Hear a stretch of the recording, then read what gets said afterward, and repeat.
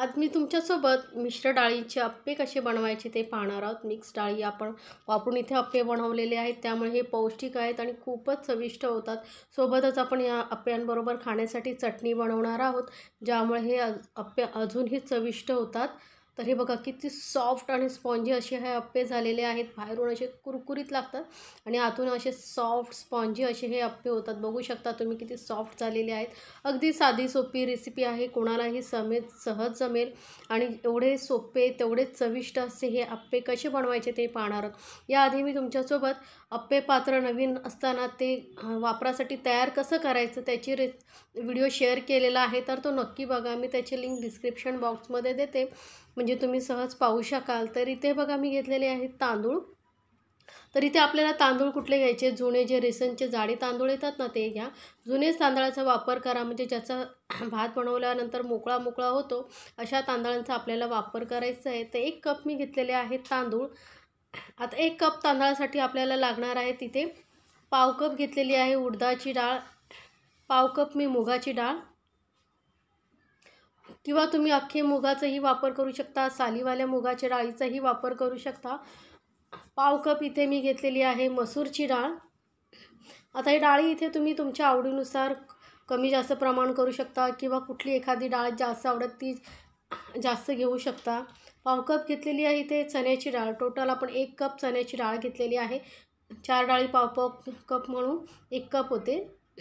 आणि पाव कप इथे पोहे घेतलेले आहेत. कांदा पोहे खाण्यासाठी घेतो ते पोहे. पोह्यामुळे अप्पे जे आहेत ना खूप सॉफ्ट होतात आतून. आता हे सर्व साहित्य आधी आपण एकत्र व्यवस्थित मिक्स करून घेणार आहोत आणि 2-3 वेळा स्वच्छ धुवून घ्यायचं. जोपर्यंत त्याचं सफेद पाणी येत नाही, स्वच्छ पाणी येत नाही, तोपर्यंत आपल्याला हे धुवून घ्यायचे आहेत. तर तांदूळ मी धुवून घेते. चांगलं चोळून आपण हे तांदूळ आणि डाळी व्यवस्थित धुवून घ्यायचे आहेत. तर बघू शकता किती असं काळपट असं पाणी आलेलं आहे. तर आता तांदूळ आपले धुवून झालेले आहेत. तर यामध्ये पाणी घालून आपल्याला हे तांदूळ आणि डाळ भिजत ठेवायची आहेत.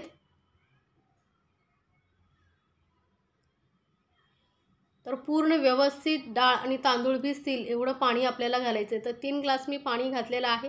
आता कमीत कमी 5 ते 6 तास तरी याला भिजत ठेवा, म्हणजे डाळ आणि तांदूळ व्यवस्थित भिजले जातील, सॉफ्ट होतील. इतपत आपल्याला भिजवून घ्यायचं आहे.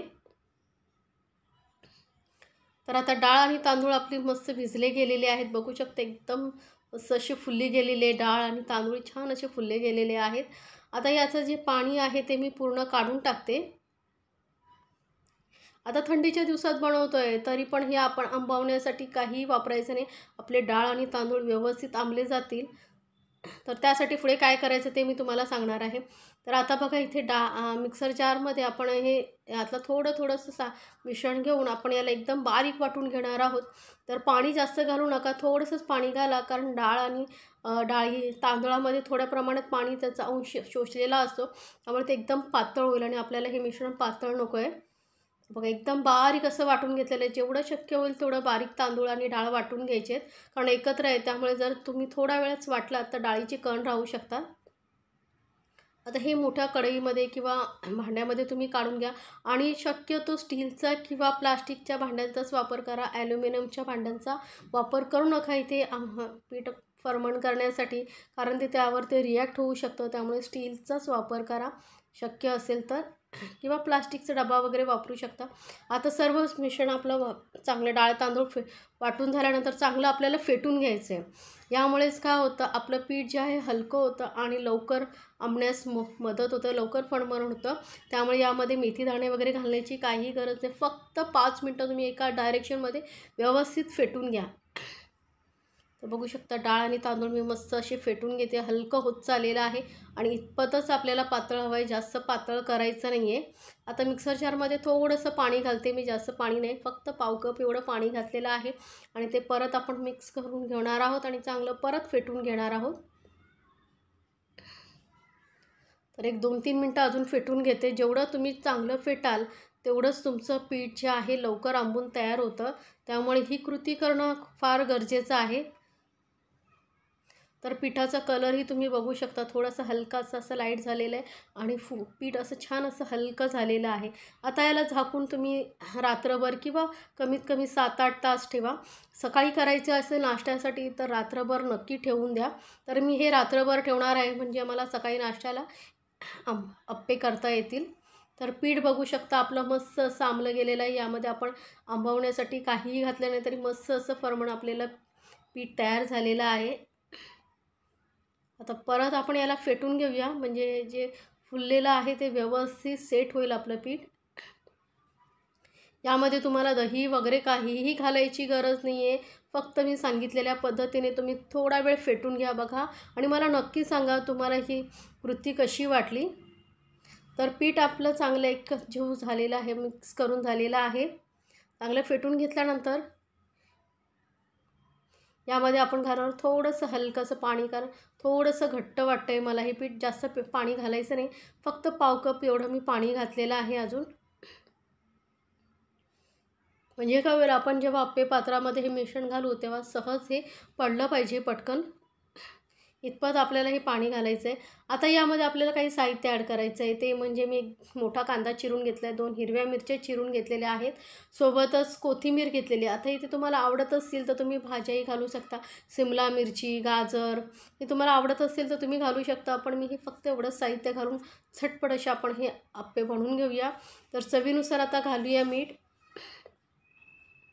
गाजर, टोमॅटो तुम्हाला जे आवडेल ते यामध्ये तुम्ही घालू शकता.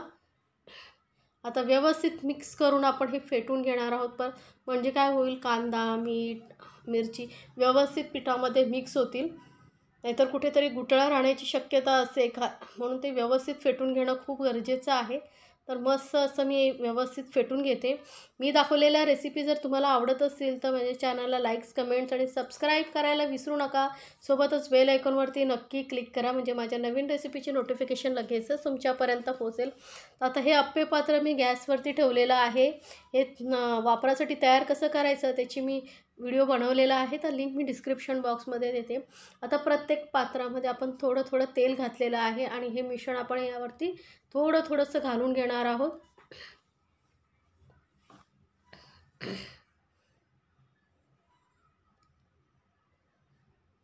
तर बघू शकता थोडंसं मी भरून घेते, कारण हे फुलतात आणि खूप असं फुलून येतात वरपर्यंत. तर ह्याला झाकून आपण व्यवस्थित फुलेपर्यंत 1-2 मिनटं आपण हे वाफून घेणार आहोत. तर बघू शकता साईडला जे मिश्रण पडलं आहे ते थोडंसं असं डार्क कलर झालेलं आहे, म्हणजेच आपल्याला कळेल की आपले आप्पे जे आहेत खालूनही छान डार्क झालेले आहेत. तर ह्याला पलटून आपण दुसऱ्या साईडने तयार होण्यासाठी ठेवूया. कलर बघा किती छान आलेला आहे, मस्त कलर आलेला आहे आणि फुलले पण किती छान आहेत बघा, गोल मटोल असे झालेले आहेत आपले आप्पे.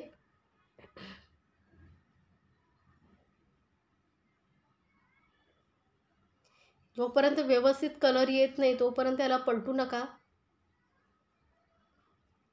दोन्ही साईडने छान असे असं कलर थोडंसं आता वरच्या साईडने थोडासा हलकासा कलर येईल, जास्त डार्क कलर येणार नाही, कारण हे जे आप्पे आहेत आता वरच्या साईडने खालपर्यंत अशी डुबणार नाही, त्यामुळे थोडीशी वाफ लागेपर्यंत आपण हे वाफून घेणार आहोत.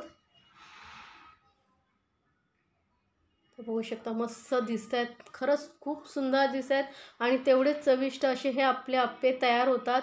तर नक्की बनवा आणि मला कमेंट्समध्ये जरूर सांगा तुम्हाला ही रेसिपी कशी वाटली. आणि अशाच छान छान रेसिपीसाठी आपल्या चॅनलला सबस्क्राईब करायला विसरू नका.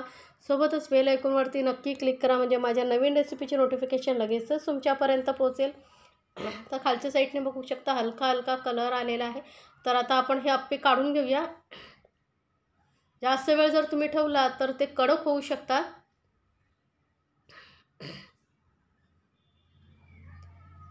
तर हे आप्पे आता सहज निघत आहेत, त्यामुळे आपण काढून घेऊया.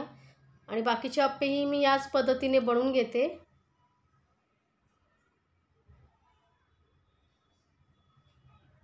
आता आप्पे तयार होत आहेत, मी दुसरे बनवत ठेवले. तोपर्यंत आपण चटणी बनवून घेऊया. तर त्यासाठी मी मिक्सर जारमध्ये 1 कप ओलं खोबरं घेतलेलं आहे, किसून घेतलेलं आहे. त्यानंतर अर्धा कप इथे फुटाणा डाळ घेतलेली आहे. यामुळे काय होतं, बाइंडिंग आणि टेस्ट खूप छान येते, टेक्स्चर खूप छान येतं चटणीला.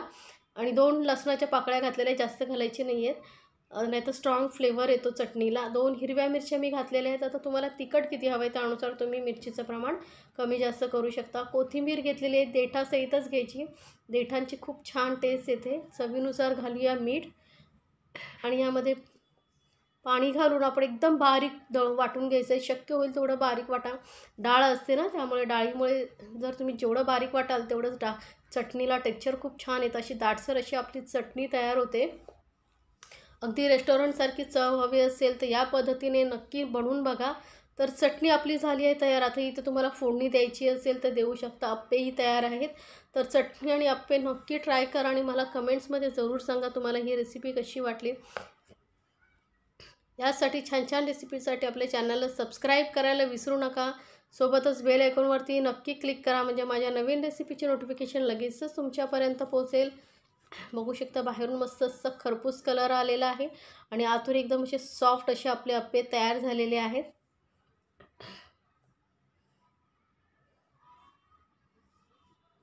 तर गरमागरम संडे किंवा एव्हरीडे ब्रेकफास्टसाठी तुम्हाला बनवायचं असेल, मुलांच्या टिफिनसाठी द्यायचे असेल तर हा एक उत्तम पर्याय आहे. नक्की बनवा मिश्र डाळीचे पौष्टिक असे अप्पे.